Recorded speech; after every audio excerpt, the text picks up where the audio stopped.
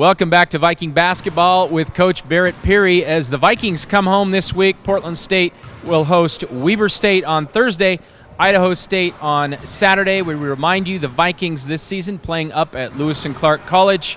We'll give you some more details on those games in just a few moments. We'll get right to it, Coach, and we're going to talk about a pretty exciting victory last Saturday at Montana State. Vikings come from 10 points behind in the second half to beat Montana State, and that's kind of become a thing. 7th comeback victory, 5 on the road in the second half this season. Well, I wasn't surprised because our guys have shown that many times, but there was a lot of gratification in that. We took a lot from that game with our guys, showing a lot of toughness, showing a lot of fortitude, and finding a way to win right to the end. And if you haven't seen the video by now, you'll probably see it on this video, the shot that Bryce Cantu hit. About 19 seconds left. You guys had the ball. You called a timeout. What were you looking for coming out with that play? We came out trying to throw the ball to Ryan. They went and doubled him. Ryan made a really good share pass to Boo Boo, who cut back door. I thought Boo Boo had a pretty good look at maybe getting the ball on the rim. For a split second, I was disappointed that he didn't shoot a layup right there, but it, could have been contested, could have been blocked. He made an unbelievable extra pass to Bryce. Bryce stepped in and made a great shot, but Boo Boo had 10 assists in the game, so it doesn't surprise you that he made the right play. All right, and we have talked about individual players in past weeks, so I'm going to bring up another one, and that's Bryce Cantu, the senior, a guy who's pretty much done it all for Portland State, but has struggled a little bit with his shot in recent weeks, and that had to really be a confidence builder. First of all, he played a very good game to start with, shot it well in the game, but then he hit the clutch shot down at the end. Tell us what Bryce Cantu means to this team. Well, I think something that's not on the stat sheet at all, other than if you look at the other team, is Tyler Hall had 8 points. And we had challenged Bryce for 36 hours leading up to that game that, hey, this is your guy. This is, the guy you have to stop. He's getting 18, 19, 20 points a game, whatever he's getting for them. You got to lock him up. And I think Bryce really lost himself in that job. And in turn, the offensive end was almost second fiddle or second important as far as what his job was. And he hit a lot of shots for us. But Bryce has been asked to do it all, like you said, all season long. He's played 1, 2, 3, 4, 5 almost this year, almost every position at any one time. He's been asked to defend people. He's been asked to hit big shots. He hit another big shot. It was almost the exact same spot where he hit the game winner against Portland.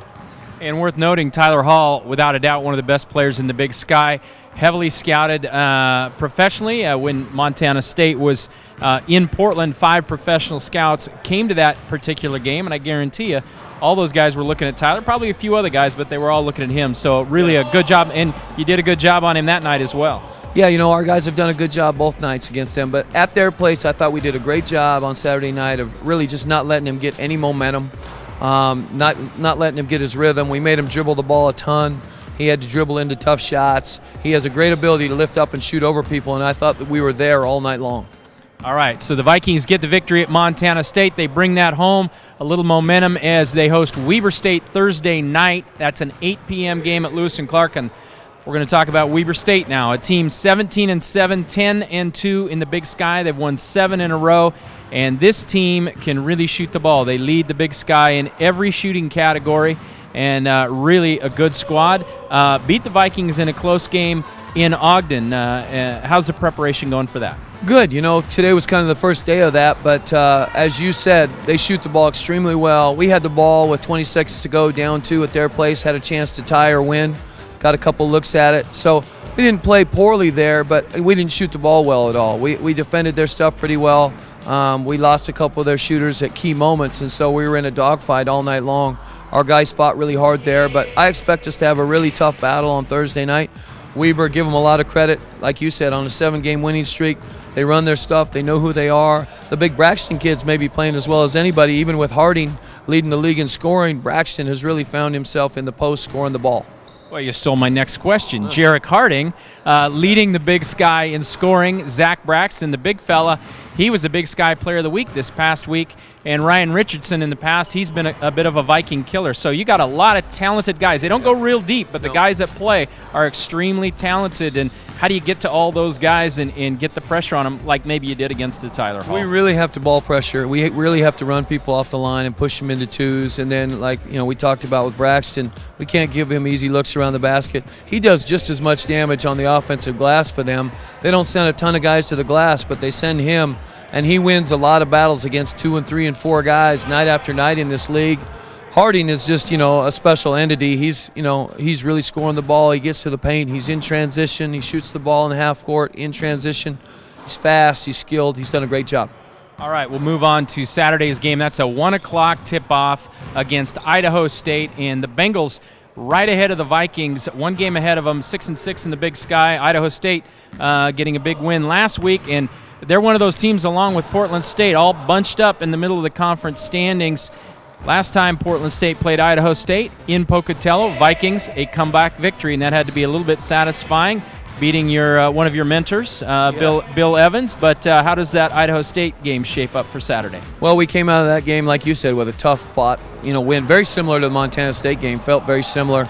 Idaho State, another team that really shoots the ball well. We let them drive the ball pretty well that night, and so we got to protect the paint against them. They got a couple kids that can really get a piece of the paint, big shooters, and then their postman, he's had some monster nights in league. They've thrown the ball to him. He gets that ball in his right hand and scores it around the rim really well. Well, they have a 7-footer. The Vikings have a 7-footer who's played pretty well lately as well. So what's the message this week on how the Vikings are going to get a couple wins? Well, I think the biggest thing for us is when we've had wins in the last couple of weeks, Eastern Washington and Montana State, we've really played well together. We've shared the ball has moved, and then we've team defended. I thought we really had a good pace at Montana State. I thought when we beat Eastern a week ago, the same deal. We had a really good pace to the game. The defense was picking up the pace for us. We've really been able to score the ball all year long. I don't think that we'll not score the ball, but we got to be a good defensive team in the half court this week. Those two teams do a really good job executing stuff in the half court. So as much as we like to steal it and run and shoot and dunk and all those kind of things, I think we'll have some long shot clocks Thursday night and Saturday afternoon to where we have to be patient but aggressive and guard deep in the shot clock, be smart about it. All right, there it is. The Vikings once again at home this week. Weber State on Thursday, Idaho State on Saturday, and Portland State right now just 2 games back of 4th place in the Big Sky. Why is 4th place important? That gets you a first-round bye in the Big Sky tournament. The Vikings are going to try to make a run for that spot. You can get all the information on Viking basketball at GoVikes.com.